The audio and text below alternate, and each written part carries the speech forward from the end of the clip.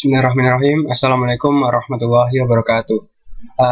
Kembali lagi dengan saya Fiska Indra Pratama dari Politeknik Elektronika Negeri Surabaya, dengan dosen pengampu Bapak Rengga Asmara Eskom UCE. Di sini saya akan menjelaskan tentang tipe data report dari PL SQL Oracle.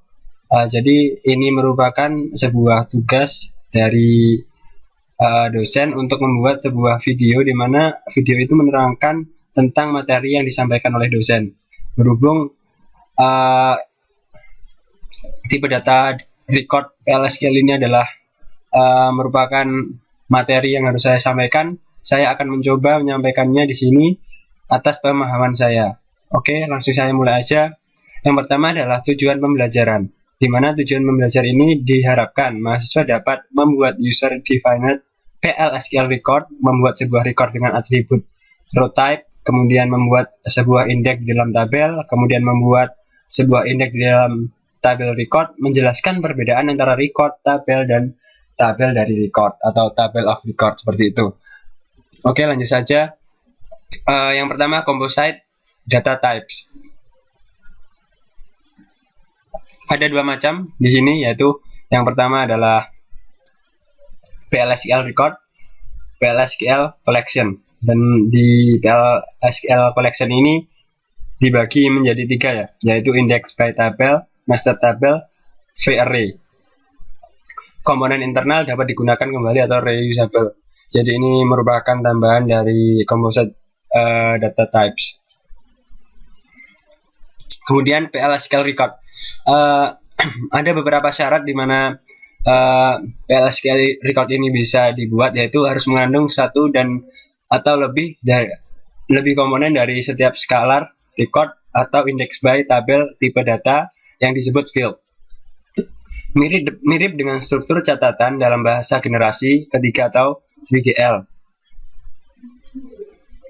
Tidak sama dengan baris dalam tabel database. Perlakukan koleksi bidang sebagai satuan alogikal. Mudah untuk mengambil baris data dari tabel untuk pengolahannya. Jadi PL/SQL record di sini yang dimaksudkan itu apa sih sebenarnya PL/SQL record ini? Jadi PL/SQL record ini pada umumnya bisa kita ibaratkan merupakan sebuah fungsi, yaitu di mana fungsi PL/SQL ini akan mendapatkan sebuah record. Jadi record itu bisa termasuk baris. Jadi nanti record itu bisa terdiri dari banyak baris, 1, 2, dan seterusnya, mungkin seperti itu. Kemudian membuat PL/SQL record. Di sini ada sebuah contohnya di mana ada sebuah query dari pemrograman PL/SQL bagaimana kita membuat sebuah record. Yang pertama, kita akan menuliskan tipenya dulu. Kita tuliskan tipe, kemudian diikuti dengan tipe name. Jadi tipe name ini merupakan sebuah nama yang dimana ini nanti terserah user ya. Jadi ini tidak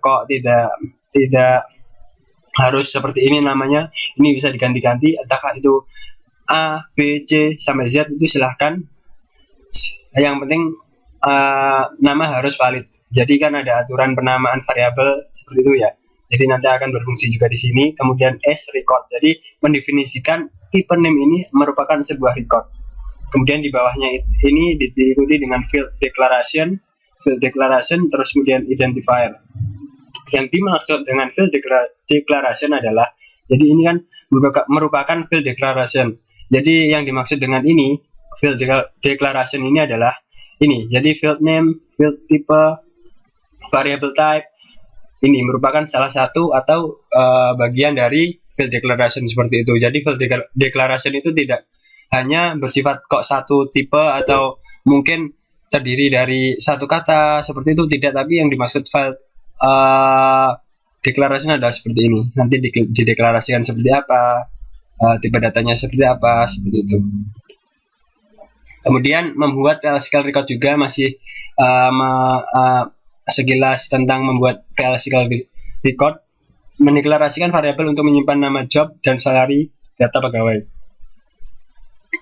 Jadi di sini juga ada contoh query ya, di mana tipe, kemudian nama tipenya tadi, kemudian kita deklarasikan bahwa dia itu merupakan sebuah record.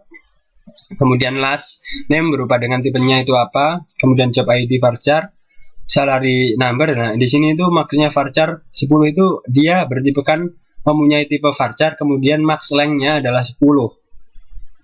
Kemudian di sini ada salary, di sini ada 8,2. 8 yang pertama itu adalah nilai maksimalnya. Jadi angka maksimal 1 sampai 8 digit. Seperti itu. Dan 2 ini adalah di belakang koma. Jadi 8 digit di depan koma dan 2 digit di belakang koma. Seperti itu.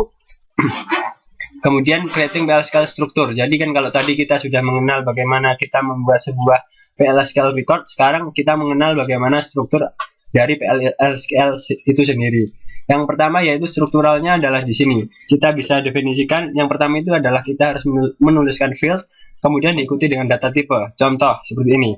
Employee ID number dalam kurung 6. Nah, maksudnya di sini number di sini kan ini kalau employee ID ini adalah nama, kemudian number ini adalah data type. Nah, data type ini diikuti dengan value atau max length-nya. Dia itu bertipe number, bisa seperti varchar, bisa seperti date. Nah, di sini adalah aturan standarnya. Kalau number kan mungkin batasannya 0 sampai 1 sampai mungkin 11 ya katakanlah kalau integer, tapi ini dibatasi dengan 6. Jadi maksimal itu hanya 6 digit. Kalaupun nanti ada input yang melebihi 6 digit, dia akan pasti memotong 6 digit di depan. Jadi setelah angka yang pertama sampai 6 digit setelahnya itu akan dipotong. Sedangkan 6 digit setelah 6 itu akan diabaikan. Biasanya seperti itu dalam PL/SQL. Kemudian value sama dengan 100. Nah, karena employee ID ini merupakan number, maka value yang valid, value yang benar itu adalah angka. Seperti itu. Jadi di lain angka seperti char, seperti varchar itu tidak akan diizinkan, akan terjadi error seperti itu. Kemudian next, ini adalah raw type attribute, mendeklarasikan variabel sesuai dengan kumpulan kolom dalam tabel database atau view. Jadi raw type attribute ini bisa digunakan untuk mengcopy sebuah type, untuk mengcopy sebuah variabel di mana itu terdiri dari beberapa kolom, beberapa field seperti itu. Awalan row type dengan tabel database, kemudian field dalam record untuk mengambil nama dan tipe data dari kolom tabel atau view. Kemudian keuntungan menggunakan row type. Jadi di sini ada 3 keuntungan ya. Yang pertama ya jumlah data. Yang pertama itu adalah jumlah dan tipe data dari kolom database yang underlining tidak perlu diketahui. Kemudian yang kedua adalah jumlah dan tipe data dari kolom database menggarisbawahi dapat berubah pada saat run. Kemudian yang ketiga adalah atribut ini berguna ketika mengambil baris dengan pernyataan select. Seperti itu. Jadi kalaupun kita itu mengambil baris dengan pernyataan select bintang from, itu masih bisa menggunakan percent row type seperti itu. Kemudian percent row type atribut. Jadi di sini saya akan menjelaskan bagaimana sih sebuah atribut row type itu bekerja seperti itu. Jadi yang pertama mendeklarasikan sebuah variabel untuk menyimpan informasi tentang departemen dari tabel departemen, itu bisa kita deklarasikan seperti ini. Dep record departments percent record.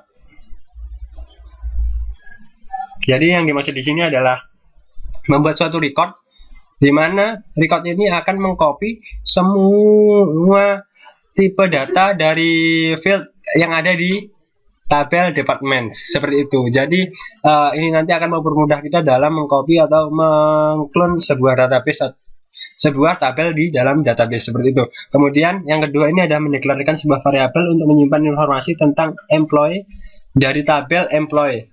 Jadi ketika kita itu ingin mendeklarasikan sebuah variabel yang di dalamnya itu ingin menyimpan informasi tentang tabel tersebut, itu bisa menggunakan seperti ini juga, emp record, ini sebagai nama recordnya, kemudian employees, kemudian kita ikuti dengan percent row type seperti itu. Kemudian lanjut ke index by table. Jadi terdiri dari 2 komponen ya di sini ya. Yang pertama itu adalah primary key dari tipe data binary integer. Kemudian kolom scalar atau rekaman tipe data.